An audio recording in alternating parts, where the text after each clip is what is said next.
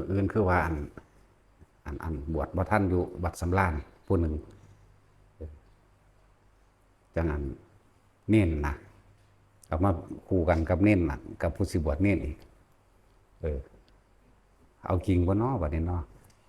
หลวงพ่อหายเด้ตีพร้อมเด้หลวงพ่อหั่นเห็นบ่เนี่ยถือฟ้ามือปุ๊วะโลดแต่ละมื้อหั่นตาย่านเด้หลวงพ่อนั่นเนาะ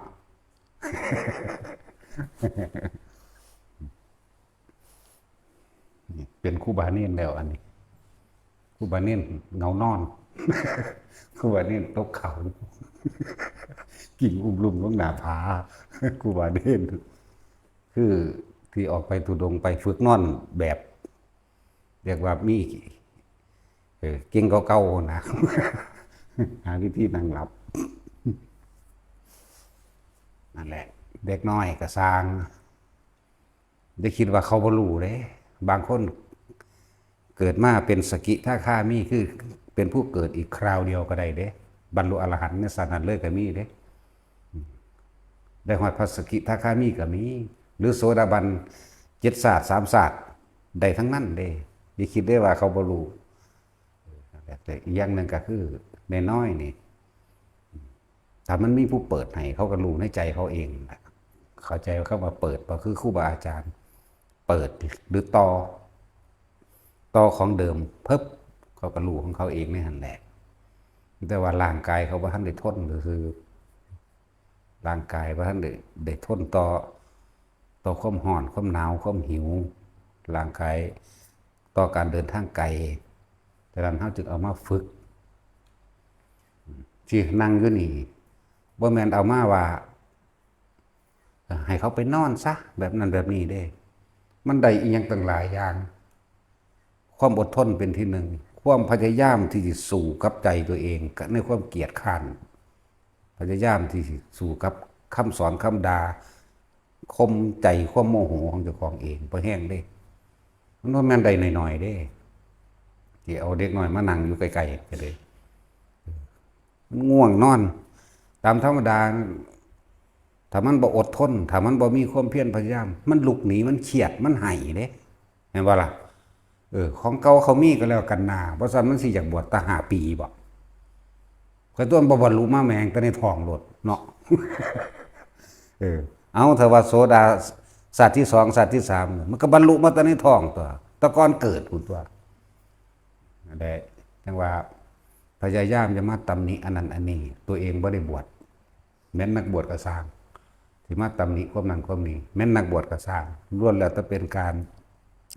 ก่อความเร่าร้อนกังวลเขามาใส่ใจเจ้าของทั้งนั้นเลยอย่าลืมเด้ว่าขนาดว่าโสดาปฏิมักหมายถึงว่าบ่ทันได้ผลโสดาปฏิมักนี่เป็นคนที่ มีความยินดีมีความพอใจในสงบแล้วก็มั่นคงหรือเรียกว่าเป็นผู้มีความเพียรมากเหมือนกันแล้วก็ยึดมั่นถือมั่นในข้อวัดปฏิบัติตัวเองเด้เวลานี่ตั้งไว้เดินจงกรมเวลานี่นั่งสมาธิเวลานี่ฟังธรรมเวลานี่สวดสาธยายธรรมบทใดบทหนึ่งท่องจำหรือท่องบนเด้เนี่ยแล้วก็สิเข่งในข้อวัดปฏิบัติตัวเองบิณฑบาตเป็นวัดสันอาสนะเดียวเป็นวัดมั่งฉันในบาตรเป็นวัดเมื่อวางมือจากหัตถบาตรคือเอามือออกจากบาตรไม่ฉันอีกไม่รับของหรือรับส่งนี่พวกนี้อยู่ในขันกำลังเดินทางเรียกว่าโสดาปฏิมักบ่ท่านถึงผลตัวเครื่องสิเคร่งแต่สิมีความปลื้มปิติปราโมทย์จิตใจสิลื่นเริงบันเทิงในธรรมอยู่ในสิ่งที่ตัวเองเฮ็ดในสิ่งที่ตัวเองกำลังปฏิบัติในตนเองแต่ว่าสิมีอยู่อันหนึ่งบัดนี้บางที่มองออกนอกเมื่อตัวเองปฏิบัติดีแล้วตรวจสอบศีลตัวเองโอ้ดีกูบ่มีขอด่างพร้อยตรวจสอบข้อวัดปฏิบัติตัวเองกู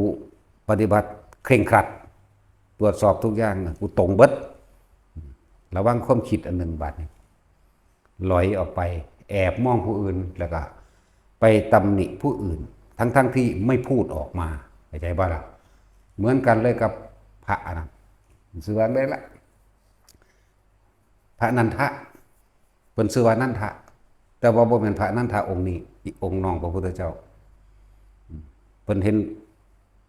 พระมหากัปปินะเป็นทระผู้มีอายุมากแล้ว 17 80ไปแล้วล่ะบ่เห็นพระมหากัปปินะนั่นเดินจงกรมจักเทื่อบ่เห็นนั่งสมาธิจักเทื่อนั่นยามใดก็เห็นเว้ากับผู้นั้นเว้ากับผู้นี้หัวเราะผู้นั้นหัวเราะผู้นี้มีการหลายๆอย่างที่ออกไปตำหนิแหละ นั่นแหละตำหนิบ่ทันได้เว้าออกปากได้นี่คิดในใจได้นี่คิดนึกตำหนิอยู่ในใจสงสัยท่านผู้นี้ที่เฮาเคยได้ยินมาว่าเป็นพระอรหันต์แล้วเด้ออาจจะบ่แม่นแล้วล่ะแล้วเบิ่งบ่เห็นเดินจงกรมจักเทื่อบ่เห็นนั่งสมาธิบ่เห็นว่าสิเฮ็ดนั่นเฮ็ดนี่บ่คือเฮานั่นเฮานี่ทั้งนั่งสมาธิทั้งเดินจงกรมบิณฑบาตเป็นวัดเป็นผู้บ่คึกขนองในปากส่วนพระมหาเถระอันนี้โอ้ยคึกขนองในปากเดี๋ยวก็เว้าแง่ผู้นั้นแง่ผู้นี้แปลงสั่นแล้วว่ามีความก็ยิ้มย่องนั่นว่าเกิดความก็ยิ้มย่องลำพ้องตัวเองเข้าใจว่าตัวเองบรรลุพร้อมเด้บ่ธรรมดาเด้นี่คือความเข้าใจอย่างสั่นมือไม่มากที่ว่าไปนั่งสมาธิจิตบ่สงบเห็นบ่ล่ะจิตบ่อยู่ฐานที่ตั้งแห่งความสงบของตนเองเกิดความอึดอัดหงุดหงิดมีความสงสัยนั่นนี่พุ่งความคิดออกไปทางนอกเรื่อย2 มือ 3 มือเข้าตีเข้าไปหาพระพุทธเจ้าเห็นบ่ล่ะขนาดเบาๆเด้นี่บ่ได้เบาออกทางปากครับนี่กรรม2หมายถึงทางใจนี่เป็นเจตนานี่ตัวนักก็มูอยู่แล้วที่2คือปากบ่ทันได้เบานี่มีเฉพาะจิตเจตนาทรงจิตออกนอกไปตำหนิติเตือนผู้นั้นผู้นี้นะพระพุทธเจ้าก็เลยบอกเธอได้หมิ่นประมาทหรือประมาทพระมหาเถระอันผู้มีนามว่ามหากัปปินะแล้วมหากัปปินะนะ เธอเป็นผู้พ้นแล้วจากทุกข์ทั้งปวงแต่ว่าตัวเองเนี่ยกำลังฝึกหัดปฏิบัติตัวเองเป็นจังไดการที่ทรงจิตทรงใจออกไปตำหนิผู้นั้นผู้นี้ว่าเขาเป็นแบบว่าเขาเป็นแบบนี้เธอมีความสงบเกิดขึ้นได้บอกไม่ได้พระเจ้าค่ะเพิ่นก็ไล่ไปถ้าอย่างนั้นเธอจงไปขอขมาลาโทษกับพระมหาเถระองค์นั้นเสียตามความเป็นจริงก็ไปล่ะแต่ข้าเจ้าเป็นคนซื่อเด้ยอมรับว่าตัวเองผิดแล้วว่าตัวเองเนี่ยได้ตำหนิจริงๆเข้าไปกราบแทบเท่าแล้วก็นั่งกระยองพนมมือขึ้นบอกว่าข้าแต่มหาเถระผู้ข้าเนี่ยได้ตำหนิที่เตือนองค์ท่านว่าผมมีขอวัดปฏิบัติคือขน้องปากมีแต่เล่นมีแต่ยิ้มแต่หัวกับผู้นั้นผู้นี้ก็ว่าไปข้าพเจ้าได้ว่าแบบนี้เห็นไหมล่ะเพิ่นก็ว่าบุคคลผู้รู้แล้วเป็นผู้ไม่มีความโกรธแล้วนะจะเอาอะไรกับบุคคลผู้ไม่รู้นี่นั่นแหละโทษนั้นไม่มีแก่ท่านแล้วเพิ่นก็สอนพร้อมเด้เลยได้โสดาปฏิผลตอนนั้นเลยในขณะที่ฟังมันนั่นแหละเห็นนะเขาเจ้านั่งยองๆเอานั่งย่อๆพนมมือฟังบรรลุพระโสดาปฏิผลนั่นแหละมันมีอยู่มันมีในกรณีนี้มีหลายองค์เลยแม้กระทั่งภิกษุองค์หนึ่งบิณฑบาตเป็นคนสิสำรวมกายวาจาเมื่อนั้นไปเผลอนั่นอะไรล่ะกายวาจาใจมาตลอดเลยไปบิณฑบาตในระหว่างทำการหมู่บ้าน มีเพิ่นก็สำรวมแต่ว่าตาเพิ่นก็สอดทรายอยู่หางบ่ทันได้นั่นนี่ไม่คิดแต่ว่าน้อมเขามาแล้วเกิดความกระยิ้มย่องในตนเองว่าเฮานี่ปฏิบัติดีปฏิบัติชอบสำรวมตาสำรวมหูสำรวมลิ้นสำรวมดังสำรวมกิริยามารยาทบิณฑบาตไปด้วยความเคร่งครัดขรึมเหมือนเดินจงกรมไปตลอดแต่ว่าไปเห็นหญิงผู้หนึ่งกำลังหาบของย่างไปตามทางบ่เห็นเพิ่นผู้หญิงนั่นบ่เห็นเพิ่นผู้หญิงนั่นก็ไปเรื่อยเพิ่นก็ไปของเพิ่นพ่อเลยหญิงอันนี้นะตำนี้เขาเราเห็นบ่บ่ฮู้จักพระสงฆ์องค์เจ้าผู้ปฏิบัติดีปฏิบัติชอบเลย หญิงอันนี้เป็นหญิงมีความคิดต่ำซ้ำเขาบ่เห็นอยากว่าล่ะบ่เฮ็ดบ่ว่ามีพระสงฆ์องค์เจ้าเข้ามาในที่บ่มีความเคารพนอบน้อมเป็นหญิงถอยนั่นแล้วก็จนบิณฑบาตไปเพิ่นก็สันนั่นนี่เรียบร้อยแล้วเกิดความร้อนกังวลในตัวเองเด้นี่ขนาดนั้นแหละขนาดคนธรรมดากับคนก็ยังบ่ให้เฮาไปตำหนินักปฏิบัติทั้งหลายจะเป็นแนวเดียวกันนั่นแหละครับผู้ตำหนิพระมหากัปปินะพระพุทธเจ้าก็บอกคือเก่ากันนั่นแหละคนดีที่ไหนจะไปตำหนิคนอื่นใช่คนดีจริงหรือไม่นี่พระพุทธเจ้าสอนให้บอกมื้อนี้เพิ่นถามมันเป็นเมื่อวานนี่มันเป็นเมื่อวานนี้เธอได้ไปตำหนิใครหรือไม่สำรวจตัวเองสำรวจตัวเองก็ยังว่าตัวเองเป็นผู้ปฏิบัติดีปฏิบัติชอบสำรวมกายสำรวมวาจาตาหูจมูกลิ้นเป็นผู้สำรวมเป็นผู้มักน้อยเป็นผู้สันโดษเป็นผู้ปฏิบัติชอบตามมรรคมีองค์8ว่ะพุทธยังบ่รู้ตัวเด่นพุทธเจ้าเธอได้ตำหนิหญิงคนหนึ่งหรือไม่ต้องคิดใดเห็นบ่ธรรมดาเด้นั่นต้องไปคิดพ่อว่าโอ้ขอให้ท่านจงไปขอโทษเขาซะคนหนึ่งมันธรรมดาเดียวพุทธเจ้าบอกก็ได้ไปขอโทษอีหลีไหมว่าดูก่อนน้องหญิงวันนั้นน้องหญิงได้เห็นอาตมาหรือไม่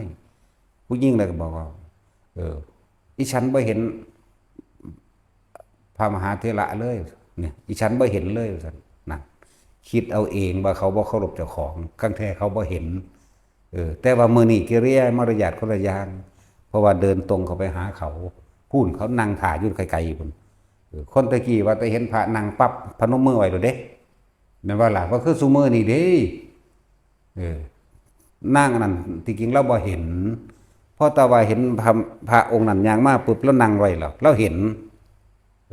แต่ยังคิดว่าต้องยังซี่ในแม่ยังคิดอยู่เด้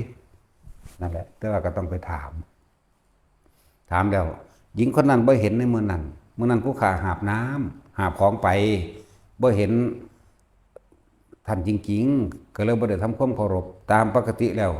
โดยความเคารพนอบน้อมของผู้ชามีต่อพระรัตนตรัยมีมาตรการไหนๆแล้วเนี่ยก็เว้าเห็นบ่ละอายเองเห็นบ่บัดนี้มื้อนั้นอาตมาได้คิดแบบนี้กับน้องหญิงน้องหญิงได้โปรดอดโทษให้กับอาตมาได้บ่นั่นเขาบ่รู้เรื่องได้ผู้หญิงคนนั้นโทษนั้นบ่มีแก่ท่านตัวผู้ขาเองก็บ่รู้เรื่องว่าท่านได้คิดประมาทแบบนี้นะอย่ากล่าวว่าอดโทษเลยขอให้พระคุณเจ้าเนี่ยได้โปรดอดโทษให้ผู้ขาด้วยเถิดเขาขอโทษขึ้นธรรมดาบอกเมื่อนั้นบ่เห็นจริงๆนั่นจังซั่นแล้วธรรมดาบอกนั่นแหละ คือหลวงปู่ดูเพิ่นเว้าคนดีเขาไม่ตีใครหรอกแม่นบ่ล่ะเลยเพิ่นว่าไปแบบนั้น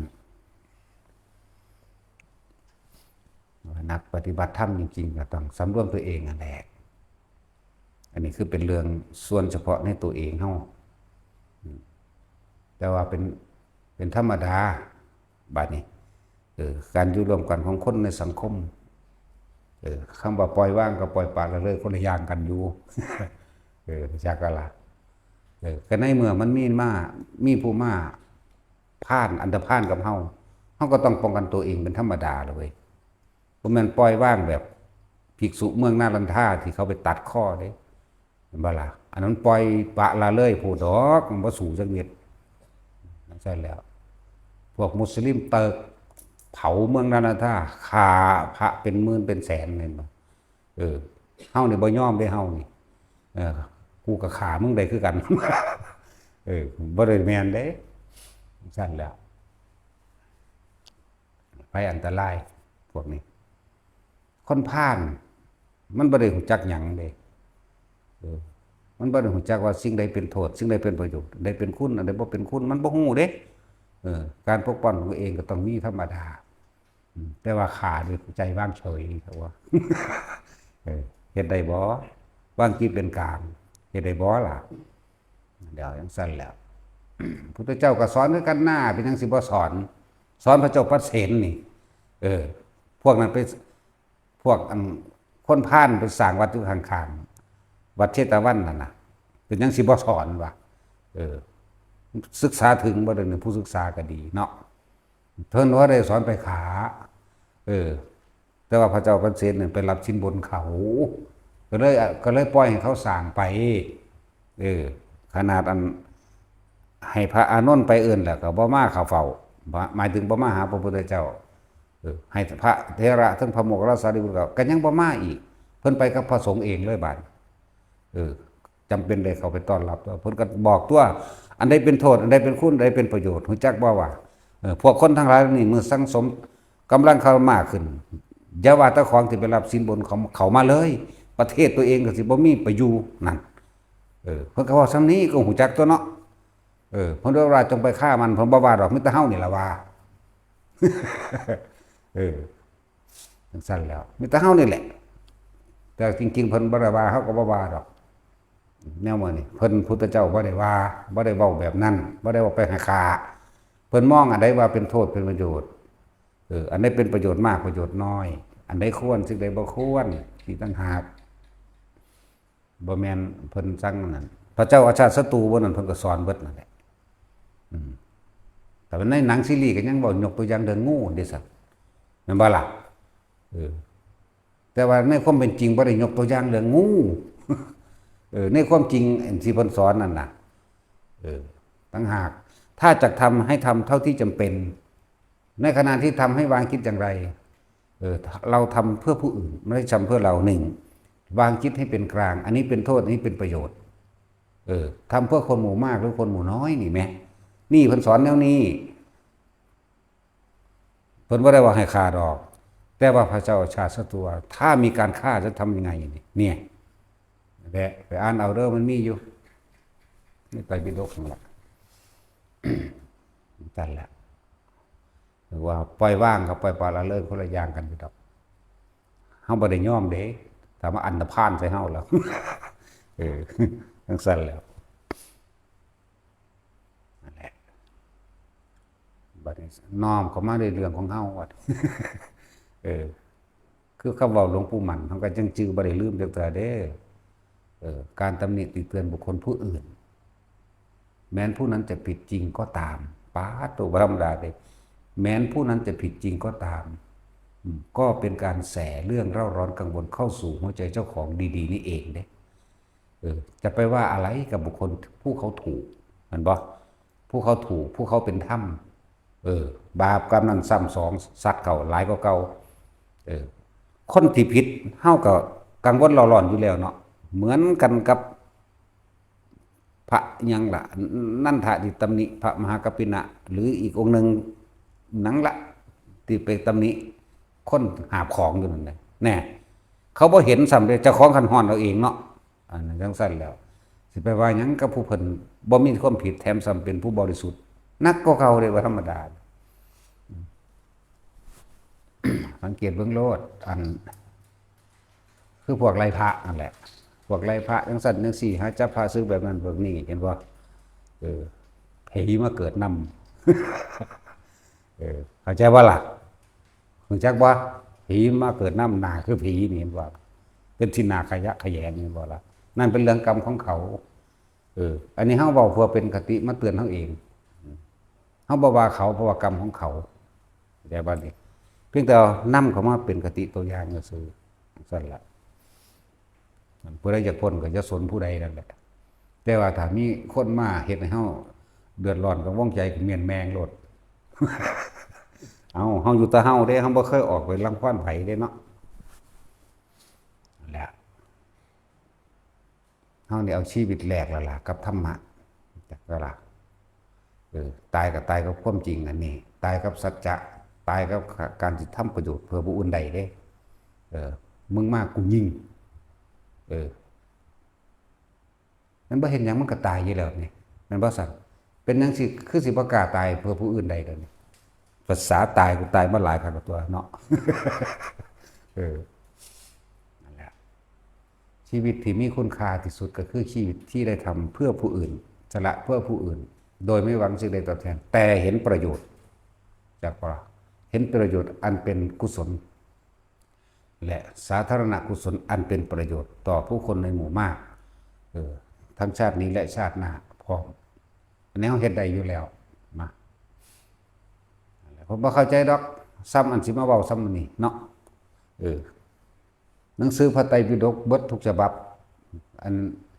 บ่ว่าสิเป็นจุฬาบ่ว่าสิเป็นสธรรมภักดีบ่ว่าสิเป็นของมกุฏอ่านเบิดพุทธวจนะที่อาจารย์คิกฤทธิ์ดึงขึ้นมาต่างหากอ่านเบิด13เล่มสิเบิ่งเอาแล้วก็มานอกพระไตรปิฎกอีกแล้วก็ประวัติต่างๆประวัติเฉพาะต่างพระโมคคัลลาสารีบุตร80องค์ไล่มาฮอดพุ่นน่ะนั่นแหละขนาดนั้นเด้เฮาใส่ใจขนาดนั้นเด้สิไปสนอีหยังกับคนบ่จักถีบเนาะไล่มาประวัติพุทธโฆษาจารย์ประวัติอันเท่าที่มีในโลกนี่ขนขวายมาอ่านเบิดนั่นแหละหรือบ่แม่นวาตะพะในไทยเฮาเลย พระอชิตะหลวงปู่ทวดหลวงปู่ดูหลายพดดอกเพราะว่าเฮาเป็นผู้บ่รู้เฮาก็เลยต้องอาศัยความรู้จากเพิ่นอย่างนั้นล่ะประวัติองค์นั้นองค์นี้มีเท่าไหร่ที่มีให้อ่านปึ๊ดเพราะว่านำมาเป็นทางของเจ้าของเองเพราะว่าเฮาบ่เป็นคนรู้เฮาบ่เป็นผู้รู้เป็นคนโง่จักว่าล่ะก็ต้องอาศัยความรู้จากเพิ่นเพราะได้เป็นแนวทางนั่นแหละหลายกว่านั้นที่อ่านมานั่นน่ะสิว่าหยังกับตั้งแต่หลวงปู่เสาหลวงปู่หมั่นเฮานี่ไล่เบิดทุกองค์100กว่าองค์ในประวัติของเพิ่นในประวัติทั้งเบิดที่มีอยู่ในลูกศิษย์หลวงปู่หมั่นลูกศิษย์หลวงปู่ปานมื้อนั้นอาจารย์หลวงปู่ปานหลวงพ่อสุนมื้อนั้นไล่ไปที่ล่ะอยู่แล้วหลวงปู่ปานหลวงปู่สุนมื้อนี้วิชาเพิ่นหลวงปู่สุนนั่นบ่ล่ะเพิ่นสหธรรมิกเพิ่นหลวงปู่โหน่งอินทสุวรรณโนมื้อนี้ไล่ไปที่ล่ะพระภาคใต้พระภาคเหนือเบิดแหละท่านพ่อคล้ายมื้อนี้นำเข้าไปเยอะเพื่อหยังเพื่อว่าสิมาเป็นแนวทางให้เจ้าของบ่มีความรู้นั่นแหละ ว่ากว่าสิมาเว้าอยู่จังซี่ได้มันธรรมดาเด้มันกันกองคือกันอยู่เด้เนาะ มันขัดแล้วขัดอีกกันกองแล้วกันกองอีกอยู่มันธรรมดาพุทธชิโนรสจังซี่ประวัติเฉพาะวัดภิกษุณีอีก14องค์อันเป็นผู้เลิศนั่นบ่ล่ะ13องค์เลิศแต่ละทางแม้ภิกขุณีอุปทานจังซี่โอ้ยทั้งอ่านทั้งซึ้งไปนำไม่ธรรมดาว่ะเรื่องประวัติพิเศษหรือนั่นของพระราหุลจังซี่พระราหุลในบรรดาการทำคุณประโยชน์ของกับมนุษย์นี่บ่หลายแม่นบ่ล่ะเมื่อพระราหุลบรรลุพระอรหันต์เนาะอายุบ่ยืนได้พระราหุลเมื่อพระราหุลบรรลุอรหันต์คนที่เคยทำบุญมานำกันกับเพิ่น110,000 โกฏนี่คือเฉพาะบรรลุอรหันต์เข้าใจบ่110,000 โกฏล้านเอาไปหาตัวหนังสือมาดูว่าเป็นจักคน 110,000 โกฏล้านไหมโอ้ยมันก็นับบ่ได้แล้วแบบนั้นเนาะนี่เอาเฉพาะบรรลุพระอรหันต์ในตอนนั้นในขณะที่เพิ่นบรรลุอรหันต์เพิ่นบรรลุพร้อมกันกับหมู่เทวดาที่เคยทำบุญมานำกันนี่ว่าเพิ่นบ่มีนั่นบ่แม่นเพิ่นเฮ็ดมาแต่หลายชาติแล้ว เกิดน้ำพอเพิ่นมาหลายชาติแล้วมาซั่นแล้วไม่ต้องกล่าวถึงผู้บรรลุโสดาสกิทาคาและอนาคายิ่งกว่านั้นอีกนั่นคือเคยเห็นว่านำกันเด่นตั้งแต่อรหันต์กัน110,000 โกฏถูกไหมเดี๋ยวแล้วก็แหละนี่ก็ประวัติอีกอันหนึ่งวันเขาก็สืบลึกเข้าไปเอาพวกบรรลุอรหันต์มาแบบใดชาติใดมาแบบใดอีกได้บัดนำเข้าไปไหลเข้าไปโอ้เขาจะเห็นมานำกันแบบนี้สั่งสมใบคือพวกเขาสั่งสมเดียวนี้แหละ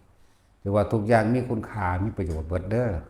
ล้วนแล้วถ้าเป็นของตนเบิดบ่ว่าอะไรบ่ว่าดีคือเขาได้ยินฟังทำอยู่เดียวนี้สมมุติว่าเขาตายสันนี่ไปข้างในสวรรค์สันใดสันหนึ่งเขาสามารถต่อจากสวรรค์สันนี้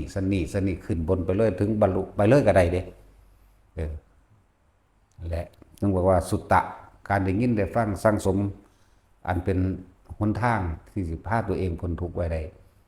เข้าใจอยู่แต่ว่ากูเฮ็ดบ่ทันได้ตอนนี้จักว่าล่ะบัดตายไปแล้วไปค้างในสวรรค์สันใดสันหนึ่งอยู่พรหมโลกอันใดอันหนึ่งมันก็สามารถบรรลุข้างบนได้โอ้ยหลายกระดอเนาะ หนึ่งถือเอาเฉพาะพระรัตนตรัยอย่างเดียวคำสอนพระพุทธเจ้าพระพุทธเจ้าแปลว่าเจ้าแห่งผู้รู้จริงทั้งหมดจึงเรียกว่าพระพุทธเจ้าพุทธะแปลว่าจริงอยู่แล้วจากว่าเจ้าแห่งผู้รู้แห่งความจริงทั้งหมด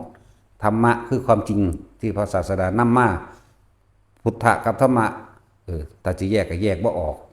เวลาเป็นอันเดียวกันนั่นแหละสังขะคือตนเองคือตัวเฮาเองแหละมีเฉพาะพุทธธรรมสงฆ์อย่างอื่นไม่ถือเข้าใจว่าท่านธรรมดาคือเฮาบ่มีความเชื่อว่าสิ่งศักดิ์สิทธิ์ทั้งหลายจะดลบันดาลเลิกงามยามดีทั้งหลายจะดลบันดาลลายมือลายตีนลายหยังก็แล้วแต่มันบ่สนใจตัวนั้นเข้าใจบ่ล่ะถ้าบ่ได้สนใจสิ่งศักดิ์สิทธิ์ถ้าบ่ได้สนใจโชคชะตาบ่ได้สนใจตัวนั้นเฮามั่นคงเฉพาะพระรัตนตรัยว่าบ่บรรลุหยังก็สร้างไปสวรรค์คือเก่าอย่างแล้วมันเจ้าสิขาสัตว์ตุ่มๆอยู่กับสร้างไปคือเก่าเพราะความคิดของพวกเจ้าบ่ได้ไปคิดถึงสิ่งอื่นเลยคิดถึงแต่ตัวนี้จากว่าล่ะนั่นแหละบ่ต้องกังวลเด้อ คนที่มีอาชีพฆ่าสัตว์อยู่กับสร้างคนที่มีอาชีพมันเป็นอาชีพ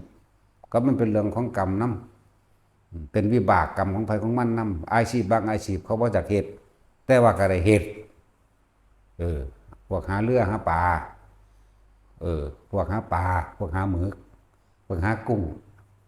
เอาหลายๆโลด มันจังซั่นแล้วมันเป็นวิบากกรรมของไปของมันเรียกว่าวิบากวัฏ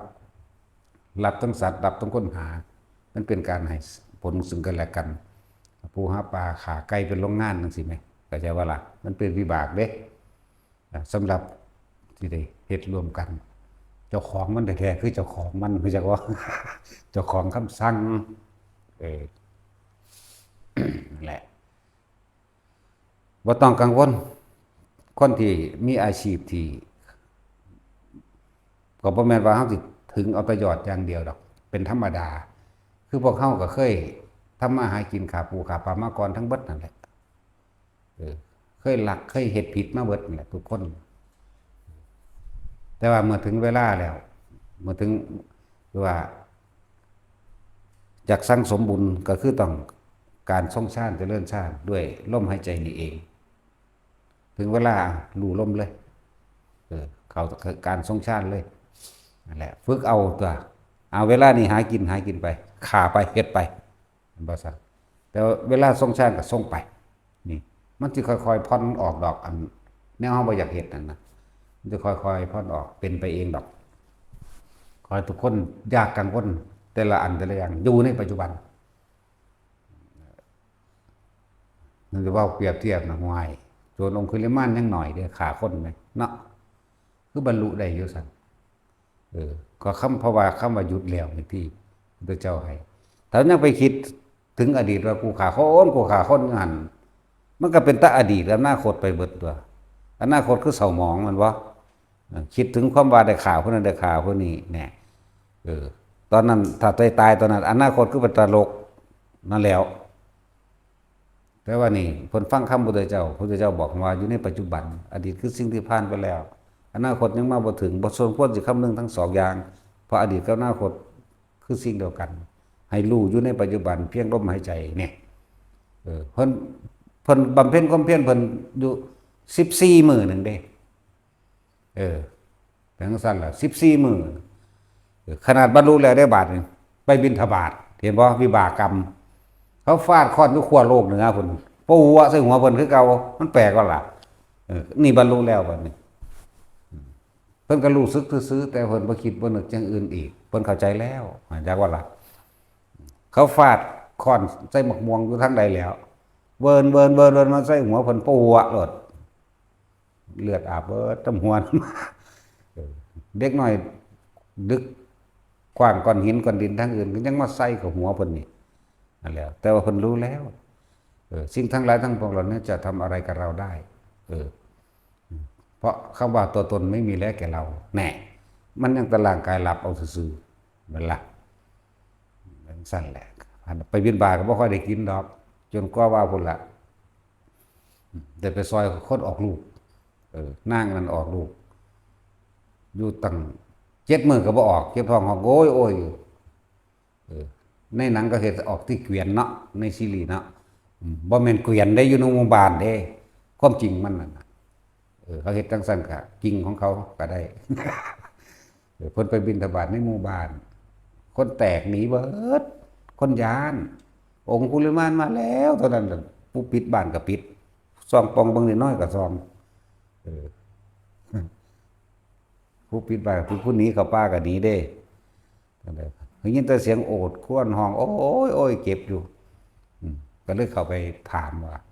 เป็นอีหยังนั่นล่ะโอ้ยมันเจ็บท้องออกลูกมา7 มื้อแล้วล่ะบ่ทันออกอยู่ซั่นด้วยจิตใจของเพิ่นเมตตาบ่อยากให้เขาเจ็บปวดเฮ็ดจังใดดีเนาะสิซอยเขาได้นั่นแล่นกลับขึ้นไปหาพระพุทธเจ้าพระพุทธเจ้าเลยบอกให้ใส่สัจจกิริยาเห็นบ่อะไรจุเฮาจังทองว่าเป็นคาถาออกลูกง่ายอัญญโตหังภคินิอริยายะชาติยาชาโตนั่นแหละพุทธเจ้าบอกที่แรกว่าตั้งแต่อาตมาเกิดมาที่จะไม่เคยคิดทำร้ายบุคคลผู้ใดเลยด้วยสัจจะอานี้ขอให้น้องหญิงกระต่อทั้งลูกในกันของน้องหญิงนะจงได้รับความปลอดภัยสวัสดีโสภาคด้วยเถิดเนี่ยเพิ่นเป็นคนซื่อเด้เว้าจังซี่บ่ได้ดอกพระเจ้าข้าท่านตัวกับผมเองนี่เกิดมานี่บ่รู้เรื่องอีหยังฆ่าคนมาจนทุกวันนี้พระเจ้าก็เข้าใจ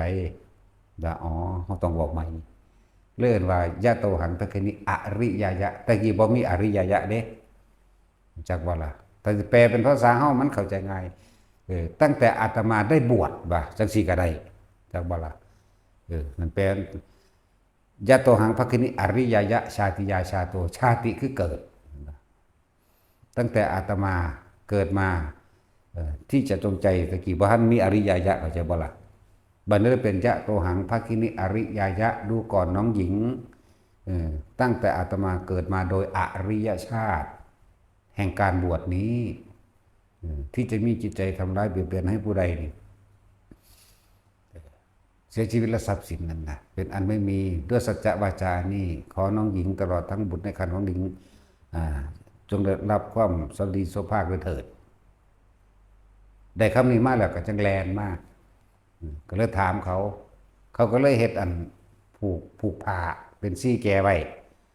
เป็นซี่แกไว้หาตังไม่เพิ่นนั่งเพิ่นก็นั่งแล้วเพิ่นก็อัญญโตหังภคินิอริยายะนั่นแหละชาติยาชาโตชานาพิชานามิสันจิจะปานังชีวิตานี่โบโรเปตาเตนะสัจเจนะโสติเตโหตุโสติคัพพัสสะสุดคำเอาปุ๊บน่ะก็ออกมาเลยปลอดภัยทั้งแม่และลูกแล้วก็ละหลังจากนั้นมากก็เริ่มเป็นผู้มีลาภสักการะเกิดขึ้นบางคนง้อควายออกลูกก็ไปเอาน้ำล้างตั้งแล้วไปลาดหัวอย่างก็ละ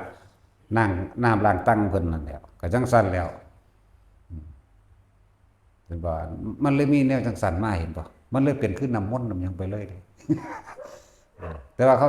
เจ้าก็ทำด้วยความเคารพนี่ล่ะนั่นแหละ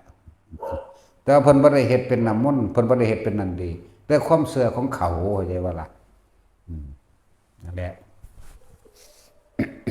นี่ก็อย่างนึงในพูดถึงพระอันนี้ชื่อหยังล่ะลืมล่ะเมื่อกี้นี่แม่พระหยังชื่อว่าเมื่อกี้นี่องคุลิมานโอ้ยช่วงนี้ก็ปากบ่เป็นเนาะกูก็เงิดหลายเว้าไปซื่อๆมันตัดคำออกเลยก็มีได้ฮู้จักบ่กระซิบให้แน่เลยว่าองคุลิมานนี่แท้ก็ใครทักมือนึงข่อยเงียบไปเลยพวกเจ้าสิรู้สึกจักบ่ล่ะแงะให้ในจังน้อยนั่นล่ะเว้ยตั้งแต่ผู้เขาเจ้าสวดปาติโมกข์เขาเจ้า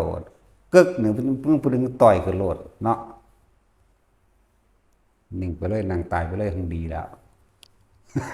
พวกเจ้าก็หาแก้วมาขัวไว้พอได้หาเงินเนาะตาสินเอาวะเจ้าโตเป็นแล้วโตตายพวกอยากเฮ็ดอันนั้นเฮ็ดอันนี้พวกเจ้าอยากเอาโตเป็นหรือโตตาย ถ้าเอาตัวเป็นมันเบาได้ด่าคนอยู่เด้ถ้าเอาตัวตายมันบ่ปากเด้มีแต่ความขังแม่นว่าล่ะอันนี้มันงุ้มไว้นี่แล้วมันก็ขังตัวเฮ็ดแก้วมันงุ้มไว้เนาะแต่พวกอยากเฮ็ดนั่นอยากเฮ็ดนี่อยากปั้นหุ่นปั้นห้อยสู้เซลเป็นตัวเป็นหรือตัวตายก็ยังถามอยู่มันว่าเข้าใจยังเด้อันพวกอยากกันจะเฮ็ดรูปเหมือนเฮ็ดไปหยังกูบ่ได้ขังจังแม่นกูก็สิตายเพราะกูอยู่นั่นแล้วพวกนี้บ่เข้าใจหยังดอกตัดรอนอายุเพิ่นไปจักบ่แต่นี่เฮาก็เสียงใส่อันแผ่นดินไหวอยู่นี่ถ้ามันบ่ไหวคนรอดได้เฮาสิตายเข้าใจบ่จังซั่นจ้ะขนาดนั้นเด้อว่าได้ว่าสิสะออนจังเม็ดนั่นแหละแลกกันบ่เข้าใจดอกซ้ำหมู่นี่เบิดที่เว้าอยู่นี่บ่เข้าใจดอกอันที่ฟังวิดีโอนี่บ่มีไผเข้าใจได้ดอกเอาแต่นั้นกูแลกกับมึงนั่นว่าล่ะจะเฮ็ดนะจังซั่นแหละเกิดหรือว่าเกิดเดี๋ยวรู้เรื่องถ้ามันบ่เกิดกูตายกูก็เอาเข้าใจบ่ล่ะว่าแต่คนอื่นบ่ตายแน่จังซี่บ่รู้เรื่องหยังดอกว่านั่งฟังอยู่นี่นั่นแหละเรื่องบอกให้กำลังใจพวกที่ว่าเคยเฮ็ดบาปเฮ็ดอันนั้นอันนี้มาคือจังองคุลิมานเคยฆ่าคนมามันหังกรรมใหญ่ตัวนั้นน่ะกรรมหนักกว่าฆ่าคนเป็นคนซ้ำนั่นบ่ซ้ำเพิ่นก็ยังบรรลุได้ภาษาหยังกับฆ่าเป็ดฆ่าไก่ฆ่าปูฆ่าปลาคือเลยบ่ต้องนำเข้ามาดอกนำเข้ามาเมื่อไหร่คิดถึงเมื่อไหร่กังวลเร่าร้อนเมื่อนั้นฉะนั้นสิ่งที่เป็นอดีตมันผ่านไปแล้วอย่านำเข้ามาคิดอนาคตมันบ่ถึงถ้าพวกเจ้าคิดถึงอดีตอนาคตก็เกิดพบก็เกิดให้รู้อยู่ในปัจจุบันนี่ทรงชาติเจริญชาติหยุดความคิดไว้ฝึกให้มันเศร้าคิดไว้เรื่อยแล้วมันก็สิเห็นความคิดเองดอกความคิดก็บ่เที่ยงบ่เป็นของเฮาเองดอกได้เห็นความบ่จีรังอย่างยืนของความคิดดอกคิดก็อยู่แต่คิดก็อยู่แต่คิดดอกบาดนี้เนี่ยมันก็แยกของมันเองดอกว่าให้กำลังใจซะพวกกันที่ว่าฆ่าสัตว์จังซั่นจังซี่องค์คุลิมานฆ่าคนตัวมันบ่ล่ะหรือพวกทำแท้งก็คือกันวิตกใจหยังแท้มันก็สำคัญว่าฆ่าเป็ดฆ่าไก่นั่นน่ะจักว่าล่ะนางอัมพาปารีฆ่าหลายตัวคือว่าบรรลุพระอนาคามีพุ่นแม่นบ่ล่ะเดี๋ยวจังมาออกลูกไว้เป็นโสเภณีนั่นก็คือนางสิริมากับมุนีเด้ครับลูกพระเจ้าพิมพิสารศิริมากับหมอชีวกเลยสักนั่นสั่นแล้วอย่าไปตกใจเถอะมันธรรมดามันผ่านไปแล้วก็มันจีตะแตนนั่นแหละข้ากับหอยนั่นแหละเอาเพิ่นคือบรรลุท่านเนาะถ้าจะเว้าถึงเรื่องนางศิริมาเนี่ยทั้งเนรคุณผู้อื่นผมตัวยังเข้าใจว่าตัวของเป็นเมียเศรษฐีอันนั้นตัวเย่อยิ่งเจ้าของเขาไปอีกเขาเซาเขาจ้างมาหมื่นกับหาปณะมาเป็นเมียแทนซะก่อนเขาอยากไปทำบุญกับพระพุทธเจ้านั่นบ่ล่ะสิวางใดคือนั่งอันนั้นแล้วซาดถามผู้ใดก็ซึ้งเลิงโดดอุลตร้าแมนนะจักว่านางอุตราเอาดิฝึกวิทยาจุดเก่งแล้วสามารถนั่งหลับได้นางอุตราสั้นแล้วบัดเราบรรลุโสดาบันแล้วก็เลิกอาชีพนั้นแต่ว่าเราป่วยแล้วก็ตายแหละเนี่ยมันมีเรื่องเกี่ยวเนื่องยาวเข้าไปนางอุตราจ้างโสเภณีอันนี้มาเป็นเมียแทนเจ้าของนางนี่งามอยู่แล้วเป็นที่ปรารถนาของหลายคนนี่แล้วนางอุตราเนี่ยก็เลยจ้างเอาไปเป็นเมียแทนขอ15 มื้อหลังก่อนสิออกพรรษานิมนต์พระพุทธเจ้ามาเพิ่นก็มุกขมุมเป่าไฟฉีดทานไฟขีดธงขีดเทารูปผมสีหน้ามันก็ดำดอกศิริมาเพิ่นก็เข้าใจว่าเพิ่นเป็นหลงตัวเองว่าเป็นเมียเศรษฐีอีหลีที่ไปยืนอยู่ด้านต่างเด้อก็ยิ้มเรื่องหัวเราะต่อก็สิคิกไปสะกิดหัวเขามาเบิ่งความดุ้งด้วยนั่นเมียแก้วเป็นตาเอาหรือเปล่าจังไดเขาก็เป็นตัวจริงอันตัวปลอมของเหรียญดอกเข้าใจว่าล่ะของเล่นอันนั้นมันบ่สู่ของจริงเขาดอก จังซั่นแล้ว เห็นเขายิ้มนำก็เข้าใจว่าเขาสิฮักเจ้าของได้ก็ลงมากับมาตักน้ำต้มเนยใสเทราดหัวเลาด้วยซ้ำนางอุตราแล้วเราเข้าใจแล้วเราแผ่เมตตาอยู่ตลอดด้วยอำนาจแห่งเมตตาของเพิ่นเองกับสัจจะกับเมตตาเฉพาะนี่ถ้าเราโกรธบุคหญิงผู้นี้อันเป็นผู้มีคุณแต่เราเห็นบ่มีคุณอีหยังมีคุณเพราะว่าจ้างเขามาเป็นเมียแทนผัวแล้วถือว่าเป็นคนมีคุณเด้น่ะนี่คือสัจจะนะครับขอให้น้ำมันจงลวกจงทำลายให้เสียโฉมหรือมีอันเป็นไปอย่างใดอย่างหนึ่งครับแต่หากเราไม่โกรธนี่นะน้ำมันจงเย็นเถิดนะมันก็เย็นอีหลีมันสั้นแล้วเอามาลาดหัวเพิ่นถึง2 ขันหมดเลยขันแรกลาดทั้งหน้าทั้งหลังเขาทั้งหลังแล้วก็มานั่งแล้วหันหน้ามาใส่แต่ก็จึงใส่บ่แม่นโมโหเด้แผ่เมตตาให้ตักอีกลาดลงใส่หน้าแล้วลงทั้งนี้พวกนั่งถาดบริวารคนใส่ตีนถืบเอาตีบันเกียกดินอมลมไปดีปานนั้นยังแลนไปกอดเข้าไว้เด้ก็อย่าทำหญิงศิริมาเป็นผู้มีคุณแก่เราพุ่นน่ะเห็นบ่เอาไปกอดด้วยกันไว้ไงเป็นกูเบิ่งเรียกว่าปาดข้อแมงโดนผู้สอนเด้เนาะผู้นั้นเป็นผู้มีคุณแก่เรามันจังได้สติฟื้นขึ้นมาก็ว่าขอโทษที่จริงคำว่าขอโทษบ่แม่นขอโทษจากใจจริงเด้ขอโทษยันถึกตีนตายพวกนั้นพูดถือโดนฟื้นไว้สิฟาดก็มีอยู่อย่างก็ล่ะพวกคนใส่เขานั่นน่ะโดนฟื้นก็ถือไว้นำมึงปล่อยมาเมื่อไหร่กูดูเมียนมึงเมื่อนั้นเห็นบ่นะขอโทษเพราะว่าย่านเจ็บย่านตายย่านเสียโฉมอาจจะว่านี่ศิริมานี่ก็ดีเขาเลยขอโทษแล้วเพิ่นมีปัญญาชั้นฉลาดบัดนี้ถ้าบิดาของเราอดโทษให้แก่เธอเราก็อดโทษตามบิดาของเราได้เข้าใจว่าเป็นเศรษฐีมันเด้เป็น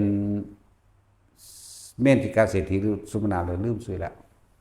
เข้าใจว่าเป็นผู้นั้นหรือเป็นพอที่ไหนใดคือพระพุทธเจ้าพรุ่งนี้บิดาของเราจะมาเห็นบ่ถามไปถามบิดานั่นคืออะไรคือพระพุทธเจ้าเพิ่นก็พาเข้าเฝ้าพระพุทธเจ้าของคนบ่เคยทำบุญเนาะขนาดบ่เคยทำบุญเด้พุทธเจ้าเทศนาให้ก็เลยบรรลุพระโสดาบันเห็นบ่แต่ว่ากลับไปก็ป่วยนั่นแหละจังว่ามันมีภิกษุองค์หนึ่งภิกษุองค์นั้นในสมัยปลายสมัยของพระพุทธเจ้ากัสสปะเคยท่องกุศลธรรมะอกุศลธรรมะนั่นแหละเป็นปดุภิกษุองค์หนึ่งกำลังท่องบทกุศลคืออภิธรรมนั่นบ่ล่ะแต่ปลาดุกตัวนั้นลอยไปตามขางเรือไปฟังหลังจากไปถึงขางสระของเขาจอดเรือเด็กน้อยหาปลาสมศักดิ์ตายสับไปเกิดสวรรค์แล้วภิกษุนั้นเรามาเกิดไอเทวดาปลาดุกคนนั้นเทวดาอันนั้นเลยมาเกิดในสมัยพระพุทธเจ้าเฮาโคดมไปบิณฑบาตหลังจากนั้นนางสิมาเริ่มใส่บาตรเด้อย่าบาลบาตรเริ่มใส่บาตรมือ2 มือแล้วก็ป่วยปากก็เป็นเตอไปตานี่ขนาดนั้นยังงามนั่นหมายถึงภิกษุองค์นั้นภิกษุปาดุภิกษุดุหลวงพ่อดุมันถึงสิชื่อได้จังซั่นแหล้วหลวงพ่อดุแล้วกินบ่ได้นอนบ่หลับบัดนี้เกิดความเร่าร้อนกระวนกระวายโดยราคะเห็นบ่มีความปรารถนาปาโตขนาดป่วยยังงามขนาดนี้สิว่าบ่ป่วยสิขนาดใดเด้อบัดนี้แล้วต่อไปอีก7 มื้อตายที่พุทธเจ้าบอกอย่าฝังแล้วก็อย่าเผาให้เอาไปทิ้งไว้ในปราสาทพิดิบจัก4-5 มื้อมันก็คืนอื่นแล้วคนเนาะป่วยยำยางอยู่แล้วบาดนี้เพิ่นก็เอิ้นประชาชนชาวเมืองมาแล้วพุทธเจ้ามาบาดนี้เพิ่นก็ไล่ภิกษุดุกันไล่หลวงพี่ดุกันไปแล้วก็ให้ไปนั่งใต้ร่มได้บ่แล้วก็แถมซ้ำให้นั่งเอาหัวเข้าจุอีกธรรมดาบ่มึงนั่งอยู่หั่นเพิ่นก็เทศน์ไปกุศลธรรมะสิ่งที่เป็นนี่เป็นกุศลอันนี้เป็นอกุศลอันนี้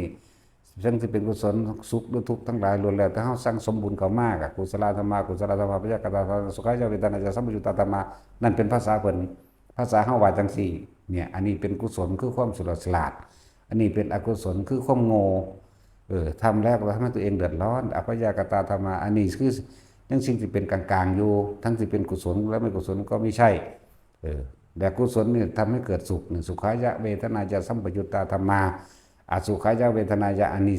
สิ่งที่เป็นอกุศลทำให้กังวลและเล่าร้อนมันก็ใส่เทศไปนั่นแหละแล้วผู้นั้นก็นั่งดมอยู่ที่ นั่งดมกินศพมันศพนั่งสิริมาแล้วเทศจบกับบรรลุอรหันต์พอดีหลวงพ่อทุกกันนะหลวงพ่อปาดุกก็เลยบรรลุอรหันต์ตัวเอาวรบาทอยู่สันไปยังไงเลยบาดมันตัวนั่นแหละเลยมีการสวดอันกุศลามาเลยเท่าสมือนี้ที่จริงพระพุทธเจ้าเทศบอกสอนคือเฮาเทศเดี๋ยวนี้แหละบางสุว่าฝรั่งเอาไปแปลก็สิมาทองเอาคำแปลคำเว้าเฮานี่เปรียบเทียบอยากบ่ล่ะสั่นหลายๆอย่างจะให้กำลังใจแต่ละคนสิ่งที่มันผิดพลาดไปแล้วบ่ต้องไปกังวลถึงจากบ่ล่ะจะเป็นน้ำเขามาองคุลิมานฆ่าคน1,000 กว่าคนบ่แม่น999บ่แม่นยืนยันว่าบ่แม่นเลยตำราเขียนว่าจังซั่นเพิ่นขาที่แรกเพิ่นเอาไปเสื่องไว้น้ำโกนไม้ซอกลืบนกเอาไปหนูเอาไปสัตว์เอาไปลืมหม่องเลยเฮ็ดแนวห้อยองคุรีแปลว่านิ้วมือจักว่าล่ะโจรผู้มีคงนิ้วก็เลยเฮ็ดห้อยจังซี่ไว้นั่นแหละสั่นเพิ่นก็ยังบรรลุได้นางสิริมาเป็นโสเภณีแท่งลูกนับบ่ได้แล้วนั่นก็ยังเป็นอริยโสดาขึ้นไปได้จักว่าล่ะนางอัมภปาลีหลายคนนั้นอีกบรรลุอนาคามีบ่แม่นอนาคามีตอนมีชีวิตตอนใจขาดพอดีได้อรหันต์แล้วสันตติอมาตย์ทั้งสิจักที่ยังขาดเป็นแสนทั้งหลายคักเนาะพระเจ้าก็เสียงสั่งขาเป็นแสนกว่าพุ่นเด้นั่นน่ะธรรมดาบอกพวกนิครนอีกกลุ่มหนึ่งเด้บ่แม่นกลุ่มนี้บ่แม่นกลุ่มคู่ทั้ง6เด้บ่แม่นพวก6นี่อีกตั้งหากอีกกลุ่มหนึ่งตั้งหากพวกนี้แล้วก็ยังบรรลุอรหันต์ตัวเนาะมือสิบรรลุแหมยังเมาอยู่ทั้งข้อสร้างสะเลงเองอยู่ยกมือพนมขึ้นก็คือผีนี่เดวสักลากขึ้นแต่คนเคารพพระพุทธเจ้าจักว่าแล้วว่านั่งสนมตายที่บ่าย3ตัวแลนออกไปหาพระพุทธเจ้าคนจักว่าบ่าย3มื้อเด้บ่าย3 โมงพระพุทธเจ้าเทศน์4 ค่ำเด้ล่ะบรรลุอรหันต์แต่ก็ตายในมื้อนั้นเลยเป็นหยังคือว่าบรรลุอรหันต์เขาจะเอาไปเผาแล้วกระดูกเป็นพระธาตุเฮาฟังเบิ่งคือง่ายอยู่เนาะเอาง่ายๆนี่แหละจะไปเว้าเรื่องอดีตเล่าเถาะ มันสิเป็นตายากโพดอดีตคือแบบนี้นี่มันกำลังฉุดอยู่นี่เห็นบ่ครับนี่ฝึกทั้งได้ความอดทนทั้งได้ความเพียรเด้ศูนย์หลวงพ่อปานใดก็ได้อดเอาเนาะย่านถึกไล่หนี เครียดปานใดก็ได้อดเอานี่เห็นบ่ทั้งความอดทนทั้งความเพียรพยายามมันตั้งลำได้เถอะนาเนาะจากแล้วมันสิไปเอาเมียทั้งใดก็บ่รู้แล้ว นะตัดสินมันบ่แน่ดอกมันแน่จักอย่าง ให้กำลังใจคนที่เคยทำผิดพลาดคนที่บ่เคยผิดพลาดบ่มีดอกถ้ามันดีมันบ่มาเกิดดอกไปก็เลยเนาะตัวเขาเองถ้ามันดีมันก็สิมาเกิดหามันหยังมาเว้าอยู่นี่บ่สั่นแหละให้กำลังใจคนที่เคยผิดเคยพลาดบางคนฆ่าผัวไปบวชภิกษุณีใช่ก็ล่ะบางคนหนีแล่นน้ำผัวเขาจะเอิ้นแล่นน้ำกันตะกี้เนาะ